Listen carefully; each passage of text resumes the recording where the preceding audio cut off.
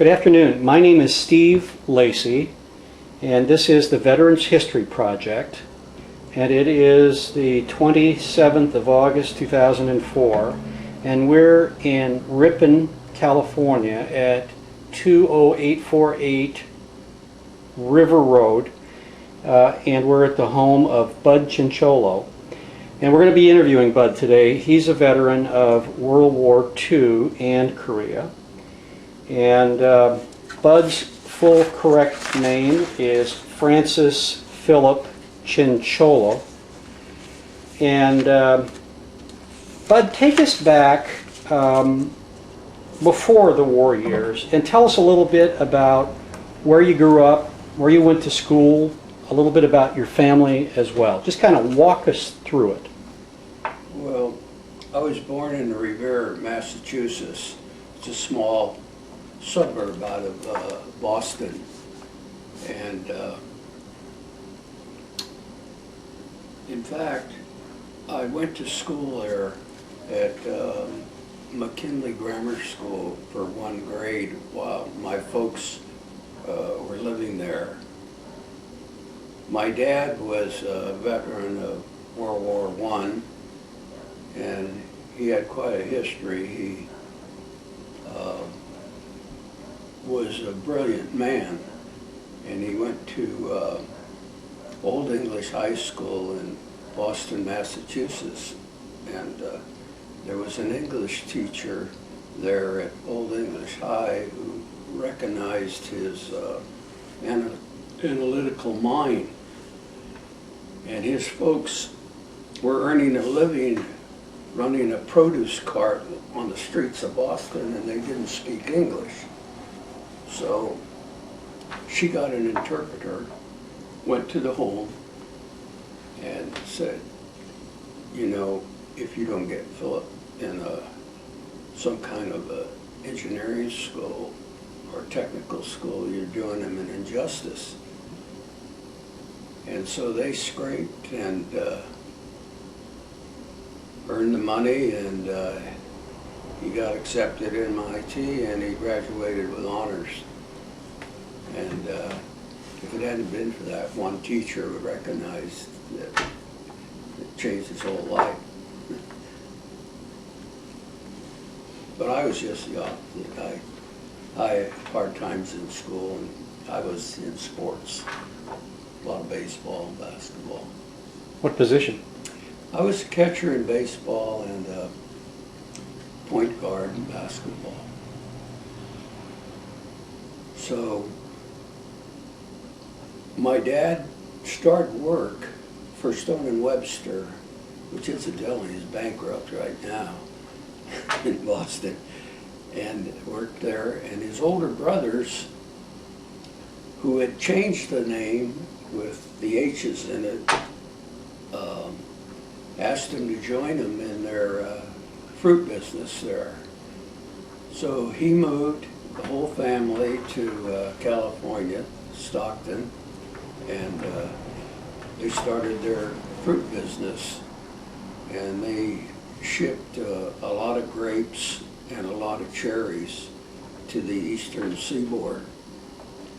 And How old were you when this happened? I was about, I remember the Depression when they all went broke, so I was about 7 then. And they went broke, and they opened a liquor store on California Street in Stockton, and that's how they brought food on the table to all the families. They had a 24-hour shift, and they sold liquor there, the 3 brothers, and then the older cousin there. His name was Frankie. He helped them out too. So after they got on their feet, they decided they wanted to keep in the farming business. They had lost their farm they had together, and they decided to branch out independently. If they wanted to buy some land, just branch out independently, and then keep the shipping company together as Chinchiolo brothers and Chinchiolo and Company. So any crops that they raised would go into the company, and then the company would sell them for them. And there were 3 brothers at that time, James and Phillip, my dad, and Anthony. The other 2 brothers were bachelors. One used to have the Maddie's Bar over there in Stockton, which is a well-known bar during the war years. And the other brother, though, was part of the business later on, Joseph. And actually, they've all passed away since. And I got in the business right after I had graduated from University of Pacific. When I went in the Marine Corps, they transferred. They had a V-12 program, they called it. They transferred all us Marines that were in the reserve to different colleges. And my friend and I, that we got sworn in together, Grant Dunlap, he's was transferred to Occidental College, same time I was. So I participated in sports there. You kept on with your major and took your military subjects. We were there about a year. So I played basketball and baseball there for Occidental. Let's back up just a little bit. Where'd you go to high school? Stockton High School. And what year did you graduate? I graduated in February of 41. It was a big school, and they had midterm graduations. And then I went to Stockton Junior College at that time, which was renting the campus facilities at College of Pacific, they called it. And then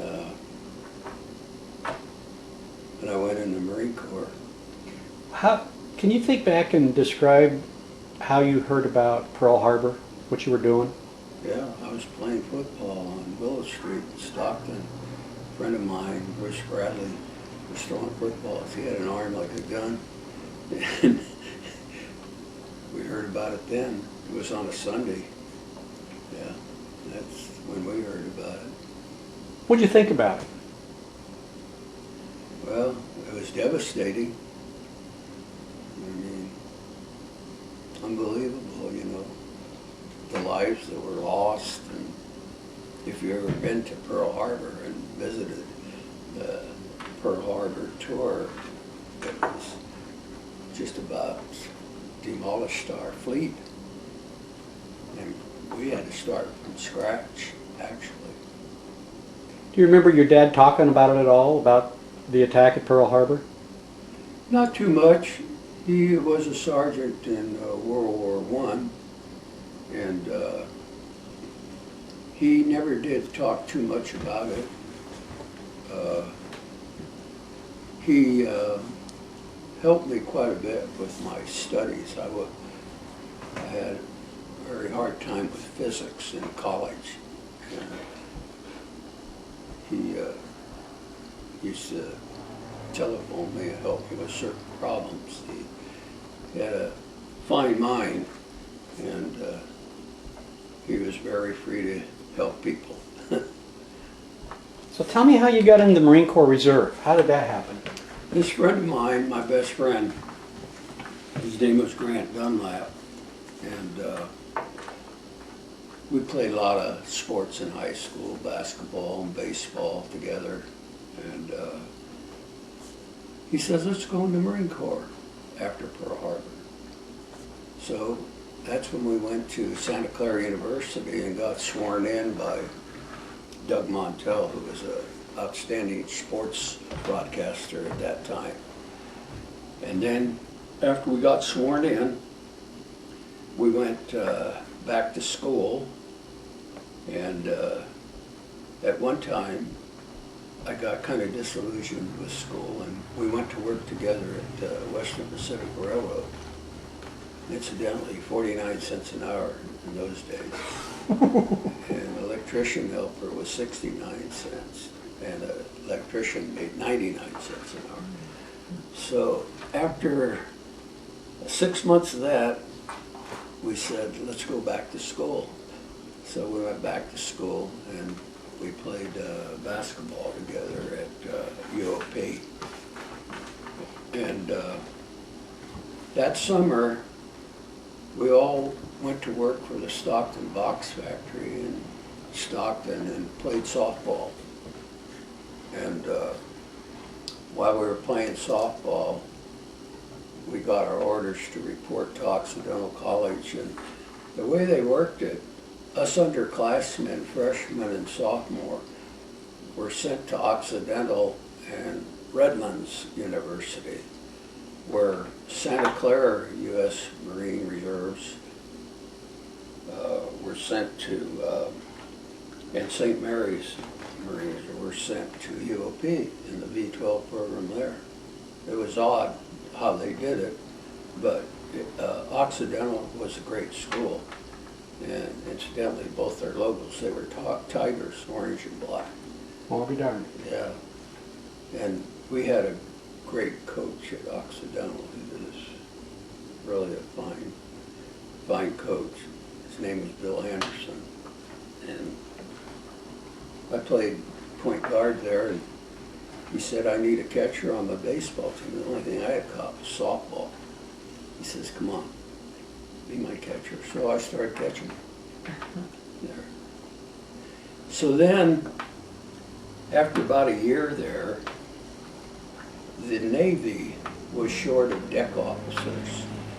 And there were 15 of us guys ready to go to boot training in Parris Island, South Carolina. Incidentally, they trained the Lady Marines there too. And some of the fellows, there were 15 of us, transferred to the Navy and went to Columbia University and some Asbury Park for naval training. And I thought it over, and I said, I joined the Marines, I'm going to stick with it. So I stayed in the Marine Corps. And then I went through my 12 weeks of boot training at Parris Island, South Carolina, and then about 4 months Camp Lejeune, North Carolina, pre-OCS, and then 6 months at Quantico, Virginia. They're training the FBI there now, I understand. Yeah. Good friend of mine. Is that where they did OCS? Yeah, at Quantico, yeah. Describe the OCS training. I know what boot training is all about, but what kind of stuff did they teach you at OCS? OCS was physical and mental. Probably my toughest subject was map reading and aerial photography. I had a pretty good memory for all the weapons. Had all the weapons all the way up to the 37 millimeter anti-tank gun. And then of course we were trained with the M1 and the air-cooled machine gun and the water-cooled machine gun and the bazooka and all the infantry weapons. And it was tough training, especially when you went to tent camp where the weather was so cold. We would live in tents and they would have a hot belly stove there in the tent to keep warm. And I think the warshop program was about 35–40% if you didn't cut the buck. It was tough training, real tough. In fact, I think I was right on the border. But well, hopefully I got through, thanks to physics. Good. Yeah. Then what happened after OCS? After OCS, I got sent to Camp Pendleton. I got infantry, and we went to troop leaders class there for about 2 months. And then we went overseas, and we landed in Hawaii, and then I got assigned to the 5th Marine Division that was training in Hilo, Hawaii. Okay, let's hold that thought just for a second. I want to. Yeah. And then while we were at Pearl Harbor, they assigned some of us Marines to the 4th Marine Division, and they were training on the island of Maui, and they transferred me to the island of Hilo, where, with the 5th Division, and that's where the 5th Division was training. And I met a good friend of mine that had just got back from Iwo Jima when a boy named Buster Hawley that I'd gone to school with, and they really had some stories to tell about Iwo Jima. And I had, in fact, I spent a day with him in Hilo, and we were talking over old times and things. But I got assigned as a 60-millimeter mortar section. There's about 20 in there, and I had about 20 men under me as a 60-millimeter mortars, and we started training there in Hilo. And then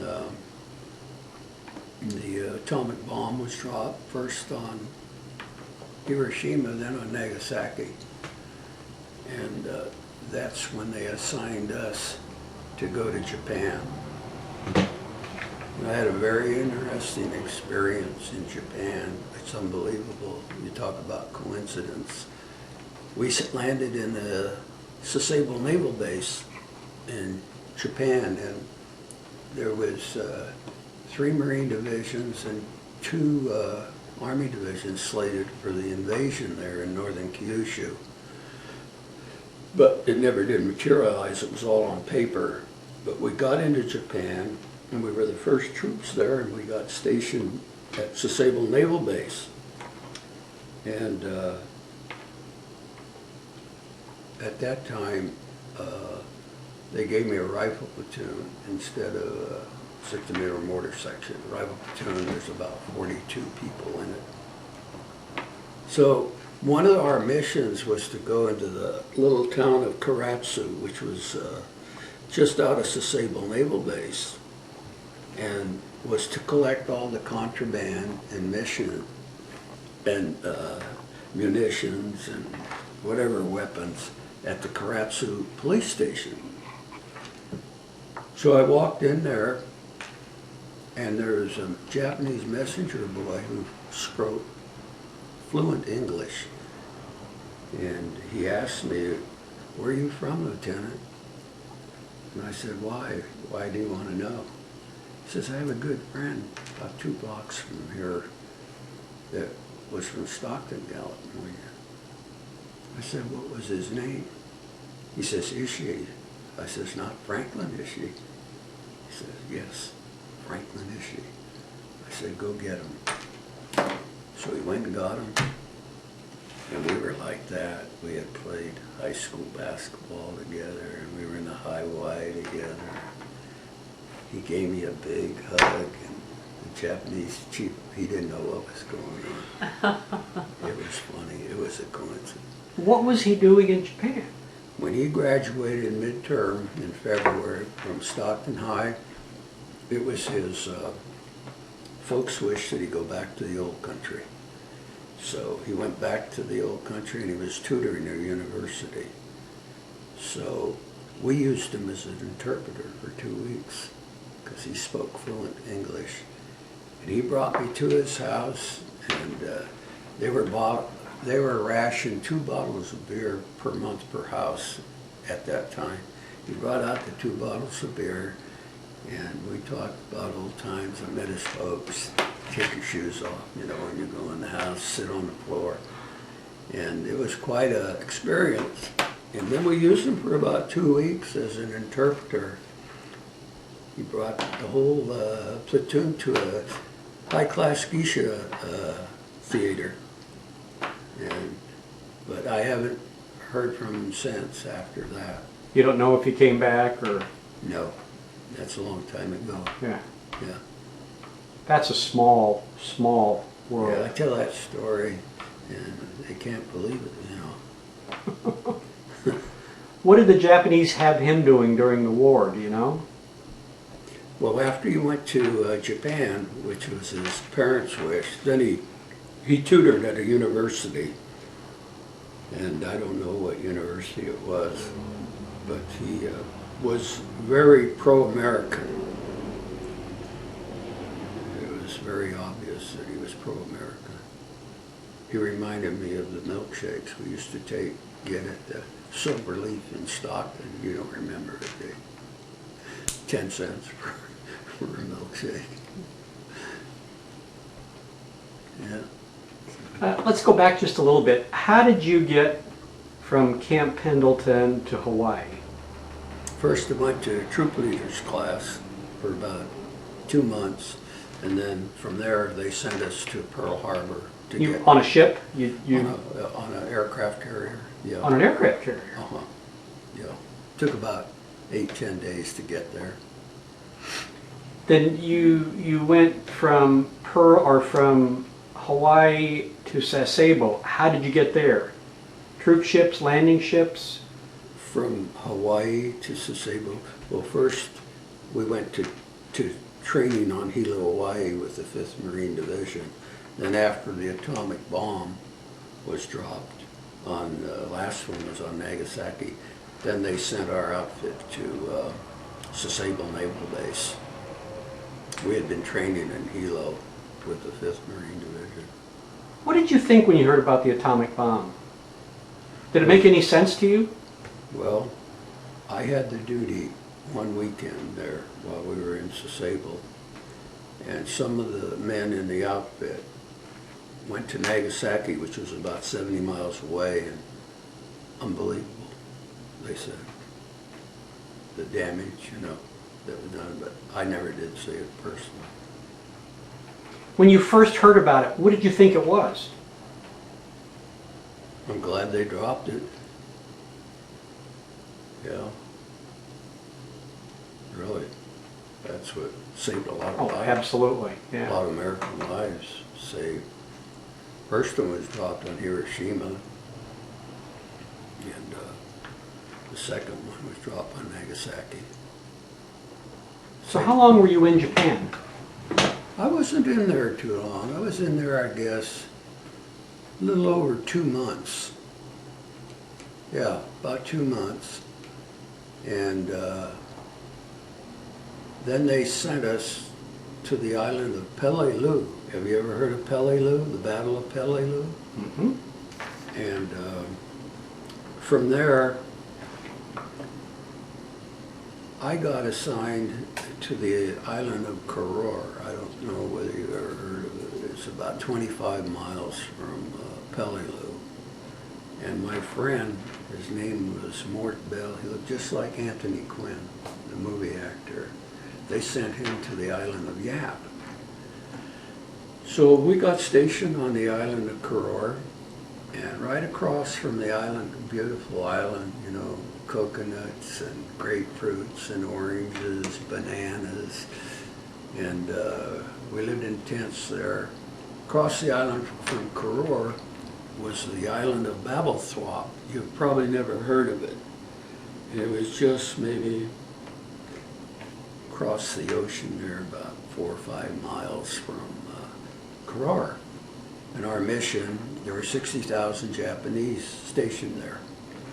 Our mission was to inspect all the equipment contraband on this dock, and then the Japanese ships would come in after they were inspected, and they would take them back to the homeland. And so we were there about, 8 or 9 months. We had a lot of time on our hands, and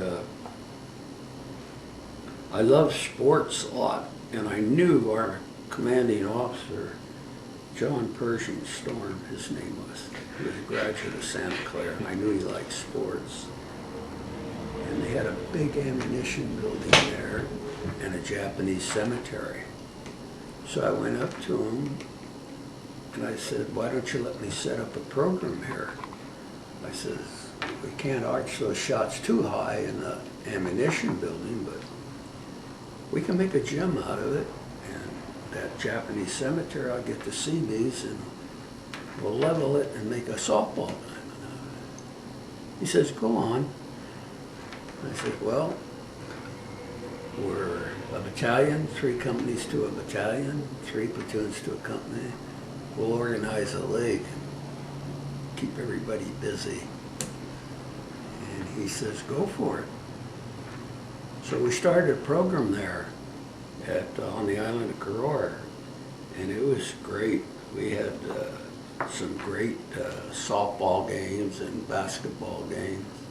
And the funny thing about it, when I got back home and was in the grape shipping business, I used to go to the conventions, and in Toronto, I saw on the roster John Pershing Storm, and was his lettuce broker out of Salinas. So I went up to the suite in Toronto at the hotel, and I said, remember me?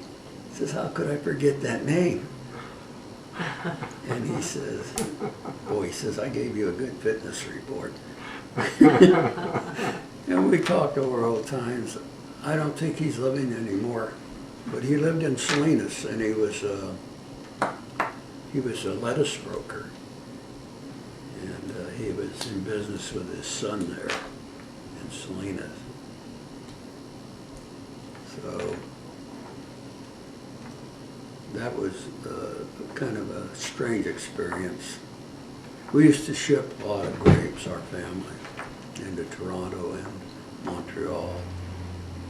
500,000 Italians in Toronto and Wow. Montreal. There's Portuguese, Italians, and Spanish people.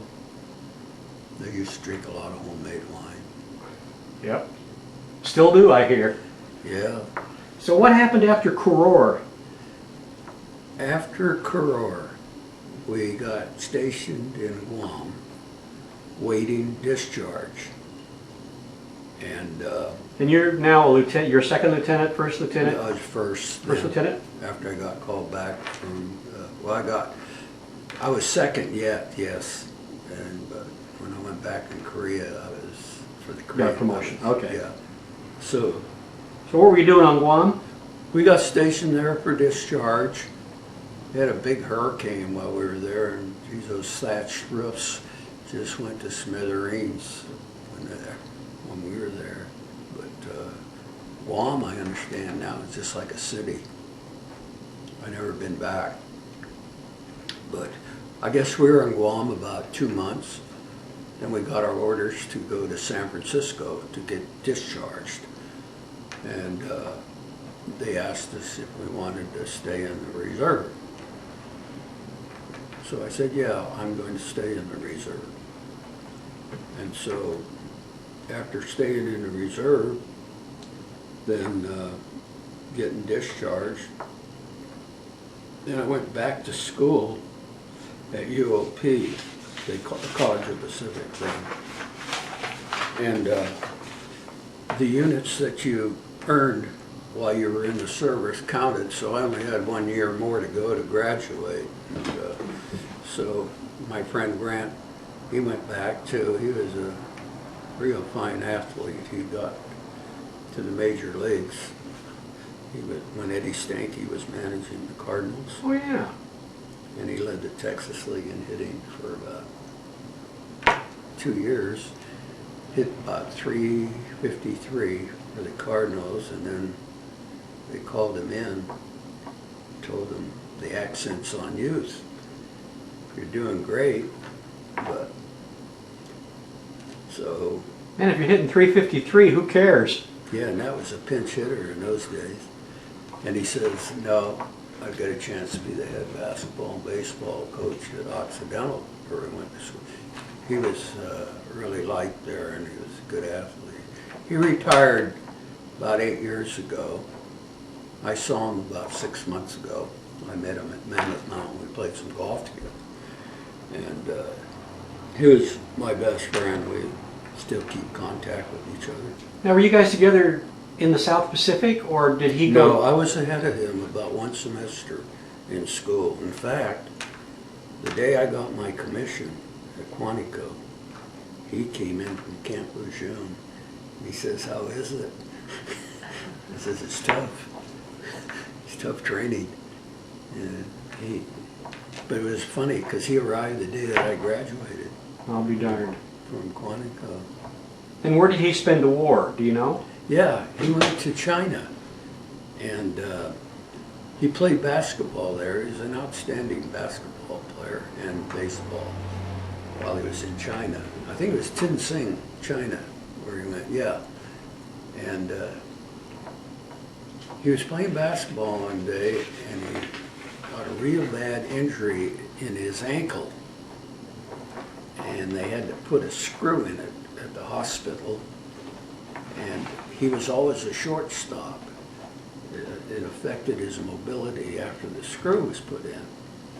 And when we went back to UOP in '47, he still could play shortstop, but when he went into the pros, they converted him to an outfielder.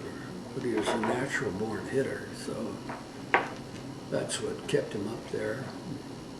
I'll be darned. You know. Okay, so I'm sorry, I interrupted. You went back to COP. In fact, let's stop just for a second. There for when Katie got home. Okay, we're back on tape. So you were talking about going back to COP to finish up your credits. Go ahead and start from there. Uh-huh. Well, we graduated in '47, and then I tried to play a little professional baseball with the old Modesto Reds, and I played with them for a couple of months. And I wasn't good enough, and so I figured I better go back to work and start earning a living.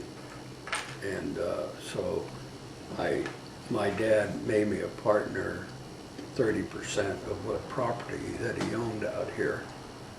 And I started farming with him, and we gradually started increasing our acreage a little bit as we were working together.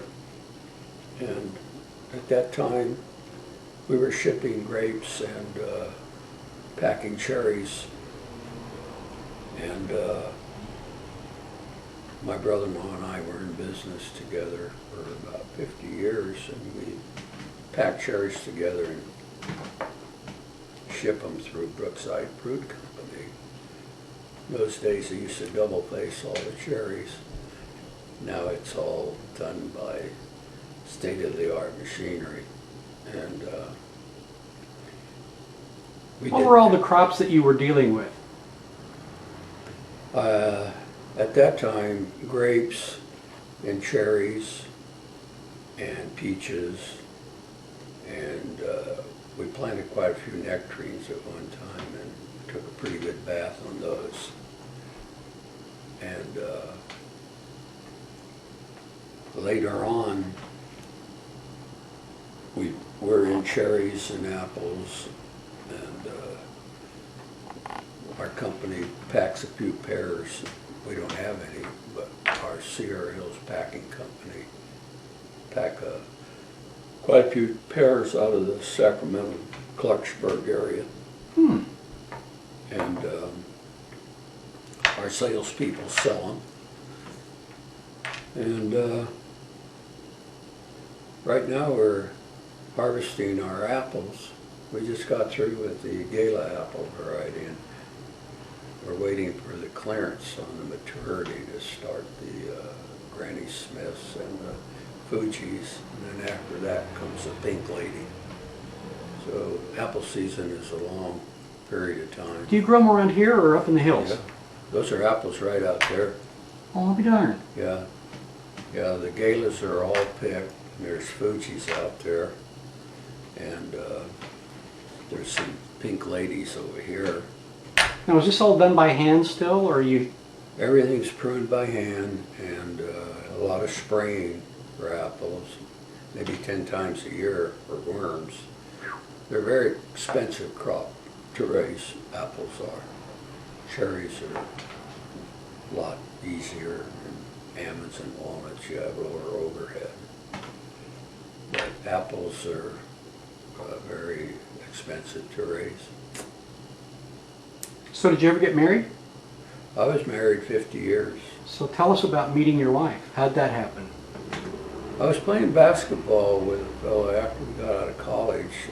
We were playing for the Amblers Club in Stockton. They had their own gym on Colorado Street upstairs. And his name was Bob Hawker, and his girlfriend was rooming with my future wife.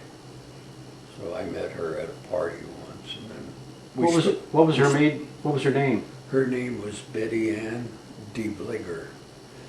Her dad was from Belgium, and he was a farmer, farmed sunflower seeds on the Delta on Jersey Island. And that's Spell DeBligger for me. capital D-E, and then capital V-L-I-E-G-E-R, DeBligger. Got it. Yeah. Okay. And her mother was from Kansas. He was from Belgium. He was sunflower seed and barley farmer. Oh, I'll be darned. So was it love at first sight, or was it? Well, we went together maybe 8 months. Oh, okay. And her dad got me and my friends, when we were going together, permits to go pheasant hunting on Jersey Island, where they were thick. You get your limit in a half hour. It's almost too fast. Yeah. You ever hunt? Yeah. Yeah. There's a lot of doves out here now, dove hunting. Huh. This just started. So when did you guys get married? We got married in, I guess, 1950. Yeah.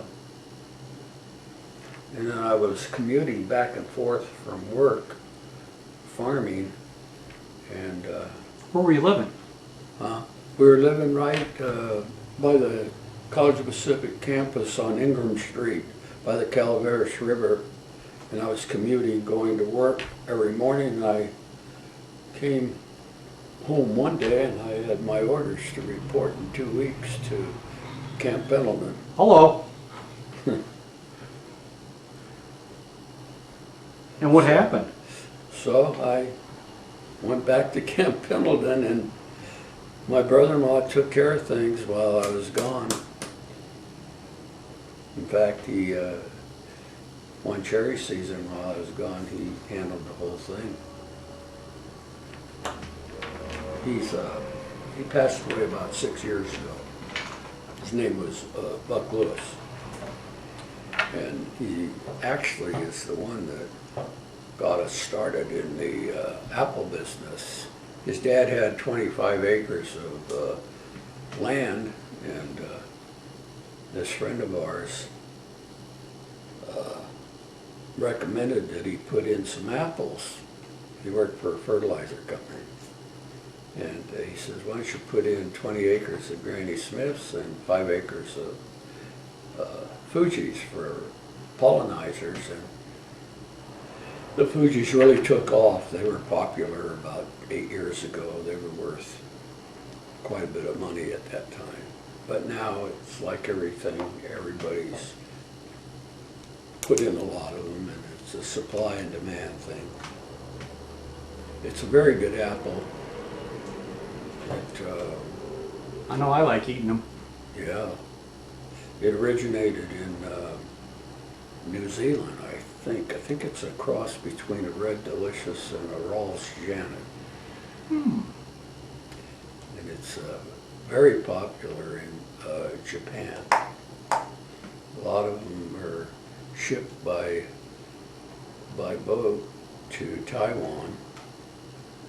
And a lot of the cherries that our company packs are flown to Japan by air.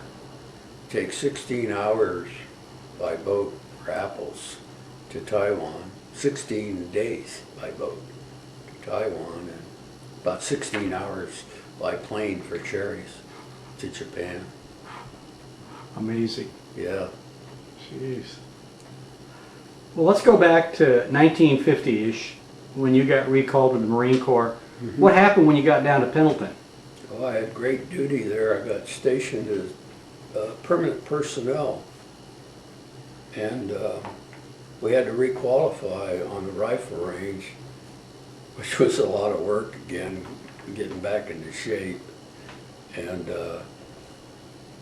we lived right on the beach for a while at Oceanside, and we had hours just like a job, 8 to about 5.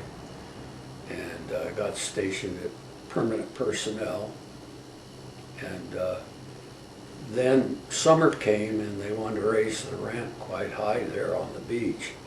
So we moved out and moved into a motel in the Oceanside proper at a lot lesser price per month.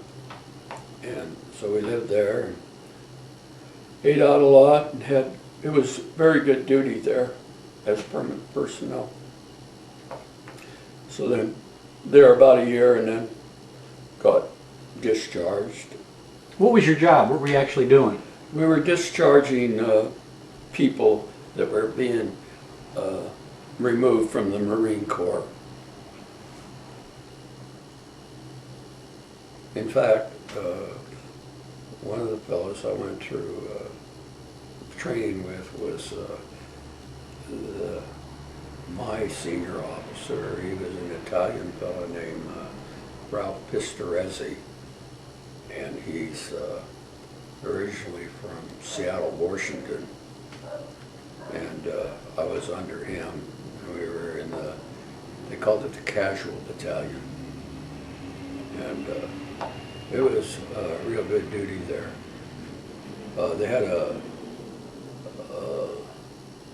Pendleton golf course there right on the base, and that's where I started playing golf. 18 holes. Those are fine golf course. Ocean right out there. Snakes all over the place. Rattlesnakes. Oh, really? Yeah. They advise you to wear your leggings, you know, whenever you're on patrol or around the. So what happened when you got back out? They discharge you, you come back home, back to work? No, after I got discharged, let's see, yeah, I just went back to work. Yeah. I had a chance to stay in as permanent Marine Corps. They said, if you want to stay in, your period from 46 to 51 will give you credit. So that would mean I'd have pretty close to 10 years in. So I thought it over. Another 10 years, I'd get out in 20 years, you know, with retirement. But my dad was getting of age and he needed help, so I came back on the farm. Any kids? Yeah. Tell us about them. Well, we've been farming ever since. And we made a good living farming. We raised a lot of different crops, you name it, I think we've raised it. Primarily, we were in cherries and grapes a lot. And then after my brother-in-law started some of the apples, now we're primarily in apples and cherries. And we have a few nectarines, a few pluots, which is a cross between a plum and an apricot. And we got one grapevine called a Thomas Scat. And we're out of the grapes entirely. We're primarily apples and cherries. Where's your biggest competition come from? Overseas or? I would say in the apples, from New Zealand, they're earlier than us. They're about, in Chile, they're about 3 months earlier. Their summer is different. And then actually we have a little advantage over the state of Washington. We're about 2 weeks ahead of Washington on their apples. So I would say Washington, they have better color than ours, but their apples are no better flavor. But they have the cold weather and they get better color. So they'll get more extra fancies when they pack them out. And the extra fancy brings a premium against the minor number twos. How many children did you and Betty have? We had 3 girls and 2 boys. And what are their names? The girls is Shelley, she's the oldest, Sandra, and Jill. And my boys are, oldest boy that runs the branches here is Stephen. Good name. Yeah, your name. And the other boy is Vincent. And then do they all live in the area around here, or do they all go to the Four Winds? They all live in this area here. The one girl lives in Oakdale, the oldest girl, and her husband works for Hershey people in Oakdale. Yeah. That'll be darn. And Sandra lives about 3 miles from here. I live with Jill. She's divorced, and we're raising the grandchildren together. She has 2. One boy is 15, the other is around 23, but he's on his own now, the 23-year-old boy. And Daniel's 15. And Sandra had 1 girl and one boy, the boy got killed in a motorcycle accident about 6 years ago. And Stephen, he lives right next door. He has 3 children. Alex, who just graduated from Modesto Christian. He's been accepted at Cal Poly. So he'll be taking fruit science there. Great. And the other boy goes to UOP. He's a junior. And the girl in Oakdale, Shelley, her boy played soccer at Oakdale High, and he went to San Diego State, and he's making up some grades at Grossmont Junior College, and then he's going to go back to San Diego State. Good athlete, good soccer and baseball. And her daughter just graduated from Oakdale High, and she's been accepted at USF in San Francisco. Terrific. Yeah. What a great legacy. Yeah, they're all doing pretty good. Good students. This boy that lives with us, a 15-year-old, he's an A student. Good student. Now, is Betty still with us? Is she still living? Betty passed away. It'll be 4 years in November, and she passed away. Well, what a great batch of kids to leave, though. Yeah. That's great. Really. So, how old are you now? I'm 81. Well, you're a baby. And is there anything left undone that you still need to get done? Any goals that you haven't met yet? Things that you want to do? I like to play golf, and I like to try to get my handicap. Could you hand me that one, please?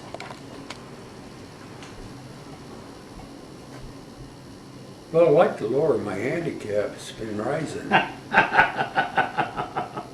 Where do you play, mostly? I play at Del Rio Country Club here in Modesto. And I've belonged there since 1960. Oh. And I play about twice a week.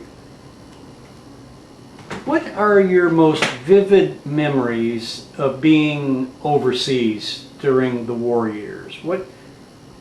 what smell or what sound or what sensation sticks in your mind? The great men that you had in your outfit, they all had some sort of a talent that was amazing, and they were so disciplined, and Marine Corps was a great outfit. They still are. And we had some wonderful men in the Marine Corps. I certainly believe it. Well, any words of wisdom for us? You're 81. Any words of wisdom for us? Well, my mother always used to say, "Bud, you know what you get for nothing?" She used to say nothing. So I think you have to hang in there and work hard, just about anything you want. And I attribute a lot of to discipline you get in service life.